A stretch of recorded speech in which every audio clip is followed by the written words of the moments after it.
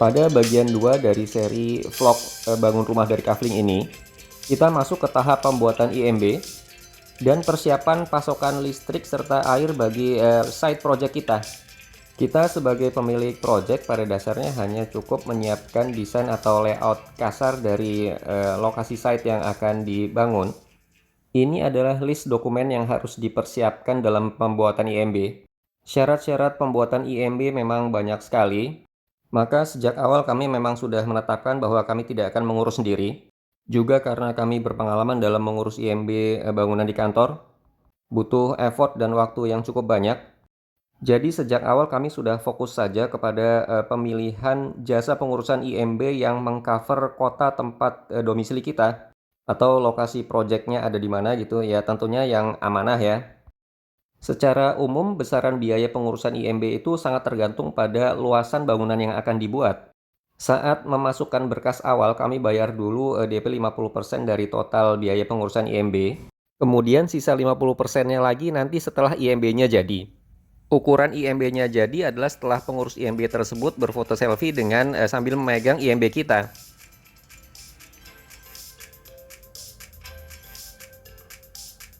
Ini adalah contoh gambar teknik detail dari IMB kami. Kalau bikin sendiri sih nggak bisa, ini kerjaannya arsitek ini. Ya, kurang lebih demikian proses pembuatan IMB yang kami lakukan. Semoga bisa menjadi referensi ya. Berikutnya adalah hal menyiapkan pasokan listrik bagi lahan kami. Karena lahan ini kan lahan kosong ya, belum ada apa-apa dan kami belum bisa melakukan penyambungan listrik. Saran kami terbuka saja pada Pak RT setempat, informasikan bahwa kita butuh listrik.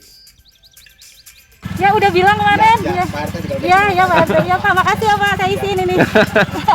Pakai aja malah jadi lumayan buat. Malah kepake ya? Iya, iya nggak kepake udah orang kita udah habis. Wah, terus gimana nanti dicopot? Total diisi. Iya. Jadi waktu itu Pak RT memberi kami beberapa opsi. Yang kami pilih adalah kami menyambung listrik ke meteran listrik yang ada di sebuah warung yang tadinya tuh ada di dekat bedeng pekerja. Bedeng pekerjanya nggak jauh dari lahan kami. Bedeng pekerja pembuatan rumah-rumah yang ada di sekitar rumah kami sebenarnya. Tapi mungkin karena saat itu meteran tersebut sudah cukup lama terabaikan, jadi saat kami coba isi beberapa kali itu selalu gagal. Kami nggak ngeh bahwa di awal itu sebenarnya pada display meteran tersebut ada pesan periksa gitu. Tadinya ya benar-benar nggak ngeh ya. Pesan periksa yang muncul pada display itu kira-kira seperti ini nih ya.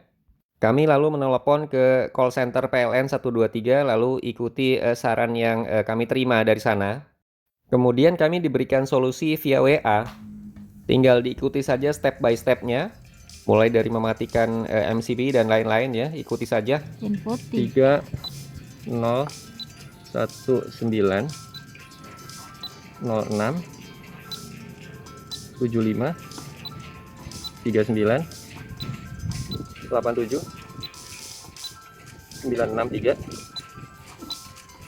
43. Via WA tersebut kami menerima sederetan angka yang harus di-input pada meteran listrik tersebut. Setelah itu lalu masukkan nomor token prabayarnya ya maksudnya. Input nomornya lalu diakhiri dengan enter seperti biasa.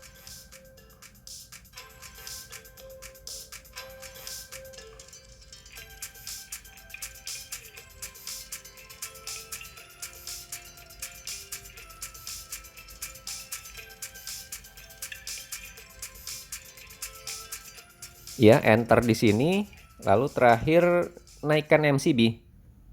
Jadi kami ikuti saja langkah-langkah yang diberikan via WA, lalu alhamdulillah berhasil ya. Penggunaan listrik pada proyek kami ternyata tidak banyak ya. Setelah berjalan sekitar 2 bulan itu kami pantau hanya berkurang sekitar 20 kWh. Alternatif lain adalah menyambung listrik dari proyek pembangunan rumah yang ada di sekitar ya, jika ada loh ini. Jadi waktu itu ceritanya meteran listrik yang tadi kami sambung yang ada di dekat bedeng pekerja yang tepatnya itu ada di bekas warung dekat bedeng pekerja itu akhirnya rusak juga karena memang itu sudah sekian lama terabaikan gitu ya. Akhirnya untuk sementara ya kami beralih ke opsi kedua ini, kami menyambung ke proyek pembangunan rumah yang lain. Opsi ketiga yang meminta sambungan listrik ke tetangga sebelah. Tapi sayangnya waktu itu rumah di samping kami pun masih kosong, jadi kami nggak bisa melakukan opsi ini. Jadi intinya bicarakan baik-baik, insya Allah kita akan dapat solusi terbaik juga. Tahap persiapan berikutnya adalah menjamin pasokan air bagi lahan dan proyek kita. Tentunya di sini melibatkan bagaimana mengebor sumur dan memilih pipa PVC-nya. Waktu itu kami pilih jenis AW karena memang lebih tebal dinding pipanya. Tepatnya pipa AW diameter 1,5 inci. Proyek sumur dangkal lah ini hitungannya ya. Tentukan dulu lokasi sumur bornya di mana akan kita buat. Tentunya berdasarkan rencana rancangan layout rumah kita tadi ya, desainnya. Tahap berikutnya ya para pekerja akan mulai menggali. Terlihat di sini kafling kami masih kosong. Biaya menggali sumur bor sekitar dalam 9 meter pipa AW itu all in bersih 1,8 juta. Terlihat di kejauhan para pekerja mulai mengebor sumur dengan pipa besi mereka. Ini pipa besinya akan disambung-sambung ya untuk mencapai kedalaman tertentu. Terlihat itu juga diinjek air ke dalam pipa. Mungkin ini untuk melemahkan tanahnya ya supaya tidak bergumpal dan keras gitu. Dan akhirnya supaya lebih mudah dibor juga. Ini adalah saat para pekerja menyambung pipa karena sepertinya ada 3 atau 4 batang pipa besi yang disambung-sambung. Dibor terus makin lama makin dalam. Pipa besinya juga sudah disambung-sambung ya. Airnya juga terus diinjekkan ke dalam. Butuh waktu total mengebor sekitar 1,5 jam. Generator para pekerja sempat kehabisan solar sepertinya itu, jadi ditambahkan yang baru. Ini saat airnya sudah keluar, jadi terlihat di situ airnya dimasukkan ke dalam tong itu ya. Nah yang ini nih yang terlihat selangnya masih agak keruh airnya.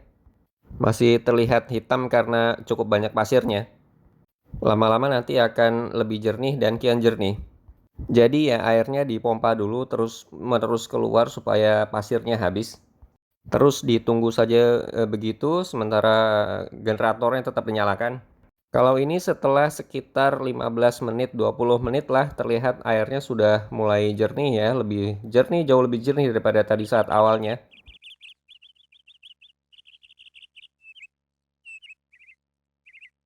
Ini saat kepala proyek kami tampak sedang mengecek kejernihan air sambil mengambil sampel air juga nih.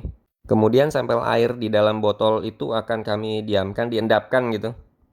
Ini airnya sudah tampak jernih ya, meskipun jika diperhatikan dengan sangat teliti itu masih tampak butiran-butiran pasirnya ya melayang-layang di dalam air. Oke, ini sumur bornya sudah selesai digali, sudah jadi. Berikutnya tinggal memasukkan pipa PVC untuk airnya. Pipa PVC ini nantinya yang akan disambungkan ke dalam instalasi rumah. Instalasi air rumah maksudnya ya. Disambungkan ke pompa dan perpipaan lain-lainnya. Panjang pipa PVC-nya itu sekitar total 8 meter lah. Para pekerja kemudian tampak membereskan alat-alat mereka. Ya, alhamdulillah sumur kami sudah selesai. Demikian kurang lebih part 2 dari seri bangun rumah dari Kafling ini. Secara umum kami kategorikan sebagai tahap persiapan. Mudah-mudahan bisa menjadi referensi ya. Goodbye for now.